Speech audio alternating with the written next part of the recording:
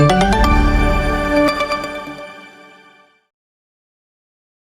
حنا مجموعين دابا هذيك 3 ايام وحنا مجموعين اللي عاد باش ندويو على الصحه ما بعد ازمه كوفيد. الصحه كما خصنا نخدموا فيها في افريقيا على الجانب النقدي، على الجانب الفينانسي، على الجانب الصحي العضوي، على الجانب النفسي. تندويو على القلب الهندي، على لو كوتي ميديكال، تندويو على لا ديجيتاليزاسيون لي سوان كونيكتي، تندويو على لا ميديسين دو فيوتور، سادير كي عاد تكون الصحه في المستقبل ديال الطب، وواحد الطب اللي يكون واحد الشكل اللي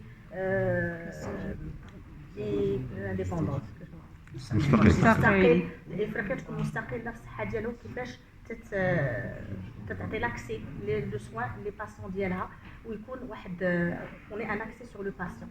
اليوم عطانا المجال صاحب الجلاله الله ينصرو محمد السادس، اللي عنده واحد لا فيزيون اللي هي اكليري، اللي شاف اشياء، واحد الرؤيه اللي ما كايناش في العالم. خاطر هذه اول خطره في العالم باش غادي تكون واحد لا كونفيرونس اللي ماشي مناقشه كبيره اللي داخلين فيها اكثر من 60 بلدان اللي تتكلم على الصحه في افريقيا وماشي في افريقيا، ودارت تعطي نموذج كيفاش خصها تكون الصحه ما بعد كوفيد.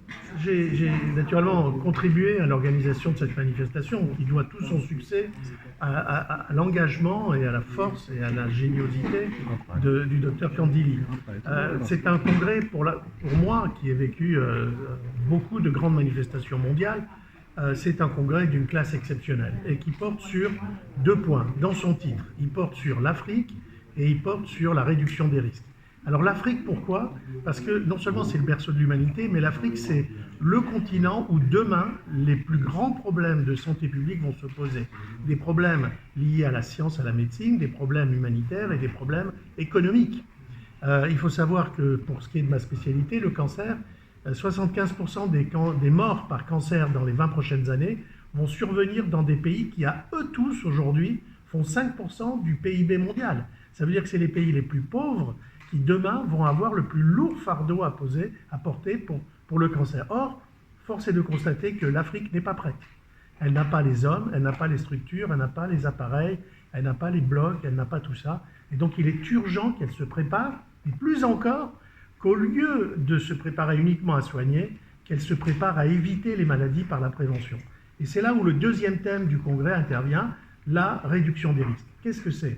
En fait, ça fait 50 ans qu'on essaye de dire aux gens arrêtez de fumer, qu'on essaye de dire aux gens arrêtez de conduire vite, qu'on leur dit arrêtez de manger gras, des hamburgers, des sucres, des trucs, que faites du sport. Eh bien, est-ce qu'ils font du sport? Est-ce qu'ils mangent moins gras? Est-ce qu'ils roulent moins en voiture? Est-ce qu'ils fument moins? Pas du tout. Il y a 30 ans, il y avait 1 milliard de fumeurs dans le monde. Aujourd'hui, il y a toujours 1 milliard de fumeurs dans le monde. Est-ce qu'il y a plus d'accidents de voiture? Pas du tout, il y a autant d'accidents de voiture. Alors l'idée de la réduction des risques, c'est arrêter, il faut constater la vérité. Les gens, ils font des bêtises. Et ils n'arrivent pas à s'empêcher de les faire.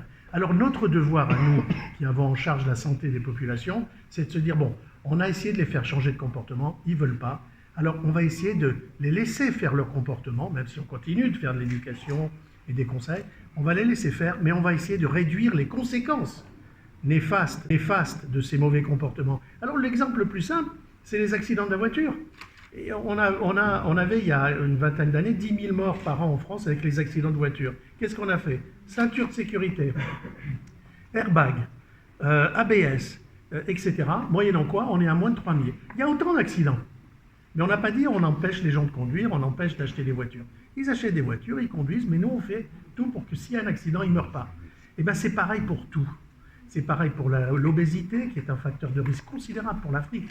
Il y a une montée...